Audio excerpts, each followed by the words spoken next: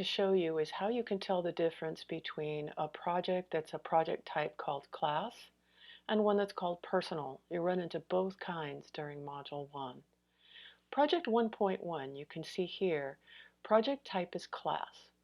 What that means is you're going to find the information here. This is different than what you will see, but in this example, information here about what you'll need to do for the project. But here's a quick point you may want to consider. Whenever I go to put something into PowerSchool, I always create it elsewhere first. The reason is something can happen as it's uploaded. So whether it's a reflection, almost any kind of work, I produce it in either a Google Doc or Word doc transfers a little bit easier if you copy a Word document. But whatever you want to use, this way if something happens or something gets deleted, you always have it. The same thing we try to tell our students, right? You want to click on View Project, and here you'll see an example of something that I did. For a class project, every single person's work will appear on this one page, so it's going to get pretty long. So what you want to do is add a content block. When you click on that, and I'll show you in a second, make sure you have your author, your name here as the author. Otherwise, as I read through, I'll have no idea, obviously because they're all on one page, who posted it.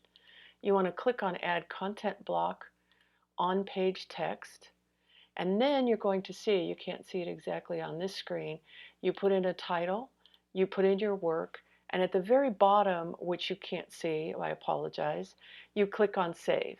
And when you do that, you're going to end up with something that looks like this right here. So again, if you produce it elsewhere, you're going to have a lot more success just in case something comes up. So what if it's a personal project? So let's go to 1.2. How do you know it is? It'll tell you right here, project type personal. What that means is that each person in this class has their own page. Can you see each other's? Sure, but it means that your work will be the only one on that particular page. Once again, here's the information about what you need to do. I strongly suggest, some of you may know, you can get to these projects by clicking on activities. The difference is if you go to the page, you're going to find a lot more information to support you. So here is the basic, here's what you need to do. Here's a rubric, and then here's an example. And sometimes in some projects, there's multiple examples.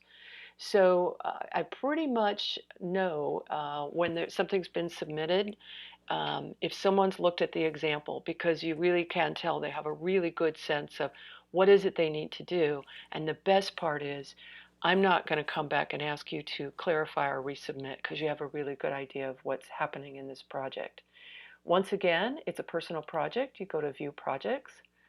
I'm going to pick on somebody in this class. Oh, sorry, it's not showing. On yours, you should have a little box, because I'm a teacher, it looks different, that says Begin. You click on the Begin, and then you'll have your own page, and you'll be able to add a content block, on-page text, and copy and paste your information from a Word doc or Google Doc.